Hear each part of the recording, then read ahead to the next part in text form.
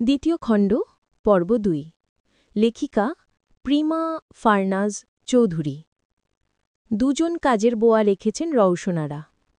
এত বড় বাড়িটা পরিষ্কার পরিচ্ছন্ন করার কাজ আগেভাগে করে রাখা উচিত ছিল কাউকে এখানে পাঠিয়ে দিয়ে। এখন মহা ঝামেলায় পড়ে গেছেন। দুপুর গড়িয়ে বিকেল, এখনও ঝাড়ুর কাজ শেষ হয়নি। ধোয়া মোছা তো আছেই। ধোয়া মোছার কাজ বাকি রেখে বাকি অন্যান্য কাজে হাত দিলেন তিনি। তাসনোভা নিজের ঘর নিজেই পরিষ্কার করছে, কাউকে হাত দিতে দেবে না তার ঘরে। শায়না নিজের ঘরে এসে দেখল সব এলোমেলো হয়ে আছে। তাজদার সিদ্দিকী ঘরের এমন অবস্থা করে মহিষ কিনতে গিয়েছিল। পুরো ঘরটা আউলা ঝাউলা হয়ে আছে। ঘরে ঢুকতে ঢুকতে তার মাথা ঘুরে উঠল, এত কাজ কখন করবে? বুয়া দুজন এসে বলল, তুমি একটু বাইরে যাও বউ, ঘরটা একটু ঝাড়ু দিয়ে ফেলি। শায়নার একটু শুতে ইচ্ছে করছিল, সে তিতলির ঘরে গিয়ে চুপিসারে শুয়ে পড়ল। ঘর দৌড় ঝাড়মোছ করতে করতে বিকেল গড়িয়ে গেছে। রওশনারার তবুও মনে হচ্ছে পরিষ্কার হয়নি ভালোমতো। বেশি খুঁতখুঁতে হলে এটাই সমস্যা। ছেলেরা বাড়ি এলো মাগরিবের নামাজের পর। চুলোয় চা বসানো হলো, সবাই চা খাবে। তাসনোভা ঘরদোর সাফ করে গোসল নিয়ে টি শার্ট পরে পরে ঘুরছিল। তিতলি ঝিমলির বাবুকে কোলে নিয়েছে, তাই রওশনারা তাকে ডাকল, তিতলি, নোভাকে ডাকো, চা দিয়ে আসতে বলো। আর কাউকে বলতে পারছেন না, শুধু নোভা নোভা আর নোভা। চুলটা ভালো করে বেঁধে বিড়বিড় করতে করতে রান্নাঘরে এলো তাসনোভা। টি শার্টের সাথে একটা ওড়না প্যাঁচিয়েছে গলায়। চায়ের ট্রে নিয়ে নিচে আসতে যাবে তখনই দেখল তাজদারের পাশাপাশি বসে আছে আনিস। দুজনেই ফোনে কি যেন দেখছে আর গুরুতর ভঙ্গিতে কথাবার্তা বলছে। তাসনুবা আবার রান্নাঘরে চলে গেল। রওশনারা বলল, কি হলো? তাসনুবা বলল, টি শার্ট পাল্টে আসি। আশ্চর্য, চা ঠান্ডা হয়ে যাবে না? আবার গরম করব। তাসনুভা টি শার্ট পাল্টে 3 পিস পরে নিল। চুল থেকে কাঠি খুলে হাত দিয়ে বাঁকা সিধি করে দিল। একটা ছোট্ট ক্লিপ দিয়ে পেছনের চুলগুলো হালকা আটকে দিল। বিরক্তিকর, বাইরের লোকজন এসে বসে থাকে যেদিন টি শার্ট পরবে সেদিন। অসহ্য। তিতলি বাবুকে দোল দিতে দিতে এসে দেখল সে ঠোঁটে লিপ বাম দিচ্ছে। এ আবার সেজেগুজে কোথায় যাচ্ছে এখন? একটুও শান্তুতে বসা নেই, এত দূর থেকে এসে আবারও ঘুরতে চলে যাচ্ছে। বদহজমি। কিন্তু কিছুক্ষণ পর তাকে চায়ের ট্রে হাতে নিচে যেতে তিতলি চোখ গোল গোল করে তাকালো।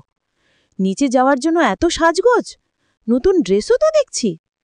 তিতলি চোখ কোচলালো, না, ঠিকই দেখছে। তাসনোভা টি টেবিলে চায়ের ট্রে রাখতেই তাজউদ্দিন সিদ্দিকী বলল, অরে আজকে আমার নুভামণি চা বানিয়েছে নাকি? চা মা বানিয়েছে, কিন্তু তাসনোভার লজ্জা লাগছে সে বানায়নি কথাটা বলতে, তাই সে বলল, আমি চা বানাতে পারি আব্বু। জানি জানি, আমার মেয়ে সব পারে। তাজদার আর আনিস এতটাই ব্যস্ত ছিল যে চা এসেছে সেটা তারা খেয়াল করেনি। তাসনোভার রাগ লাগছে, এরা তাকে কি চাকরমণি করেছে? ভাইয়াটা একদম বেশি বেশি, এতদিন তাকে ওখানে খাটিয়েছে। তার ইচ্ছে করছে চায়ের কাপ ঢেলে দিতে। তাজউদ্দিন সিদ্দিকী বললেন, চা এসেছে, তোমরা চা নাও। তাজদার, আনিস। আনিস ফোন নিয়ে উঠে গেল। তাজদারকে বলল, আমি তোর হোয়াটসঅ্যাপে পাঠিয়ে দেব। তৈয়বুদ্দিন সিদ্দিকী বললেন, চা খাও? না, খেয়ে এসেছি চা, চাচ্চু, আমি এতবার চা খাই না। তাজদার বলল, আরে খেয়ে যা। আনিস তাসনুভার পাশ কাটিয়ে যেতে যেতে বলল, না, তোর সাথেই তো খেলাম, হোয়াটসঅ্যাপ চেক করিস। সে বেরিয়ে গেল। তাজদার চায়ের কাপ নিয়ে চুমুক বসিয়ে তাসনুভাকে বলল, নাস্তা নিয়ে যাও, শুধু চা খাবো। সবার চা খাওয়া শেষ হতেই তাসনুভার ট্রে নিয়ে চলে গেল। সিঙ্কের উপর শব্দ করে ট্রেটা রাখল। রওশনারা অবাক চোখে তাকালেন, কি হয়েছে? যে কাপের চা খাওয়া হয়নি ওই কাপের সব চা পুরোটাই তাসনুভা বেসিনে ঢেলে দিল। ওটা আনিসুজ্জামান সিদ্দিকীর জন্য ছিল, মানে ওটা আর কেউ খেতে পারবে না। তার বাসি চা অন্যজন খাবে কেন? যত্ত সব ফালতু ভাব বেড়েছে তাদের বাড়িতে বোন বিয়ে দিয়ে। হনহনিয়ে ঘরে চলে গেল। চা নাস্তা কিছুই খেল না। ঝিমলি তিতলিকে বলল, ননদ বাঘিনীকে আবার কে খোঁচা দিয়েছে? তিতলি ঠোঁট উল্টে বলল, বজ্জাতি একটা, সারাক্ষণ উগ্র মেজাজ তার। তিতলি তার ঘরে ঢুকল ঝিমলিকে নিয়ে। আলো জ্বালাতেই দেখল শায়না ঘুম। এই মেয়েটা এত ঘুমাতে পারে। ঝিমলি ডাকল, মেজোজা, রাত হয়ে যাচ্ছে, আর কত ঘুমাবেন? রাতের জন্য বাকি রাখেন। এ মেজোজা, শাইনা! তিতলি শায়নার গা ধরে হালকা ঝাঁকুনি দিল। শায়না চোখ ছোট ছোট করে তাকালো। গায়ের আলসেমি ঝেড়ে ধীরে ধীরে উঠে পড়ল শোয়া থেকে। ঝিমলি বলল, না খেয়ে দিয়ে শুধু ঘুমালে হবে? শরীরের অবস্থা তো 12টা বেজে গেছে। তিতলি বলল, ভাইয়া ঘরে গেছে দেখলাম, তোমাকে খুঁজছেন বোধহয়। শায়না শোয়া থেকে উঠে গেল। কতক্ষণ ঘুমিয়েছে আল্লাহ জানে। ঘড়ির কাঁটার দিকে তাকিয়ে সে জিভে কামড় দিল। নিজের বাড়ি মনে করে ঘুমাচ্ছে ঢুসে ঢুসে। তিতলি বলল, চা খাবে? এনে দেব? শায়না বলল, না না, চা খাবো না, চা অনেকদিন হলো খাচ্ছি না, কিছু খাবো না। সে ঘর থেকে বেরিয়ে গেল। নিজের ঘরের সামনে গিয়ে দাঁড়িয়ে পড়ল। ভিতরে আলো জ্বলছে, শব্দ হচ্ছে দেখে বুকের ভিতর ঢিপ ঢিপ করছে। হালকা করে দরজা ঠেলতেই ভিতরে তাজদার সিদ্দিকীকে দেখে গলা আরও শুকিয়ে গেল। গায়ে একটা ডার্ক ব্লু রঙের শার্ট। এই রংটা খুব মানায় তাজদার সিদ্দিকীর গায়ে। এখনও মানাচ্ছে, কারণ বসে বসে খাওয়া দাওয়া করা একটু স্বাস্থ্য এসেছে আগের চাইতেও। সাহস করে ভিতরে প্রবেশ করার সময় দাদিমা এলো। শায়না ওনাকে সামনে রেখে নিজে পিছনে দাঁড়িয়ে ধীরে ধীরে ঘরে ঢুকল। দাদিমা হাসছে, বলছে, দাদু ভাই, তোমার বউ ভাই পাচ্ছে বরমহিষের গুঁতো খেয়ে মাথায় শিং নিয়ে ফিরে এসেছে বলে। গুঁতো খাওয়ার ভয়ে বাইরে দাঁড়িয়ে আছে। তাজদার একটুখানি মাথা ঘুরিয়ে তাকালো। ঘরটা গোছগাছ করা রাখা, দেখেই শান্তি লাগছে এখন। শায়না তার দিকে না তাকিয়ে সোজা ওয়াশরুমে চলে গেল। মুখ হাত ধুয়ে বেরিয়ে এলো। তোয়ালে দিয়ে মুখ মুছতে ল্যাপটপের স্ক্রিনের দিকে তাকালো। দাদিমাও মনোযোগ দিয়ে দেখছে। তাদের বিয়ের ভিডিওগুলো চলছে। বধূ বেশে সে, বর বেশে তাজদার সিদ্দিকী। দাদিমা বললেন, দেখো দেখো, বউ এখনো নতুনই আছে, অথচ মনে হচ্ছে কত সময় চলে গেছে। স্ক্রিনটা হঠাৎ নিভে গেল। ল্যাপটপ চার্জে লাগিয়ে তাজদার ধীরে উঠে দাঁড়ালো। হাত দুটো ঝাড়া দিয়ে ঘাড়টা এপাশ ওপাশ ঘুরিয়ে নিল। তারপর শায়নার পাশ ঘেঁষে ভ্যালিয়ে শায়না চমকে তাকালো তার দিকে। তাজদার ওয়ার্ড্রোপের সামনে গিয়ে থামল। মাথা উল্টে তাকালো শায়নার দিকে। চোখে মুখে দুষ্ট ঝিলিক, ভ্রু দুটো হালকা নাচালো। শায়না তার তাকানোর ভঙ্গিমা দেখে মৃদু হেসে দাদিমার দিকে ফিরে গেল। দাদিমা বলল, আমি গেলাম, তোমাকে এটা বলতে এসেছিলাম। তোমার মা বলল খালি পেটের ওষুধগুলো খেয়ে নিতে। ওকে। দাদিমা চলে যাচ্ছিল। তাজদার থামিয়ে বলল, দাদু, ওর নামটা বললে না এখনো? কার? ওই প্রতিবেশীর নামটা যে হাসপাতালে বিলাপ করে কাঁদছিল। দাদিমা শায়নার দিকে তাকিয়ে হালকা হেসে চলে গেলেন। তাজদার দরজা অব্দি এগিয়ে দিয়ে বলল, মনে করে বলবে কিন্তু। বলতে বলতেই দরজাটা শব্দ করে বন্ধ করে দিল। ঘরের ভিতর নিস্তব্ধতা নামল। শায়নার পেটের ভেতর হঠাৎ গুড়গুড় করে উঠল, এখন তাকে ইচ্ছে মতো পোচাবে। তবে তাজদার এমন কিছুই করল না যেমনটা শায়না ভেবেছিল, বরং ফোনটা হাতে নিয়ে একেবারে ব্যস্ত হয়ে গেল। কাকে যেন একের পর এক ফোন করছে, এদিক ওদিক পায়চারি করছে, আবার ফোন করছে, একদম থামছে না।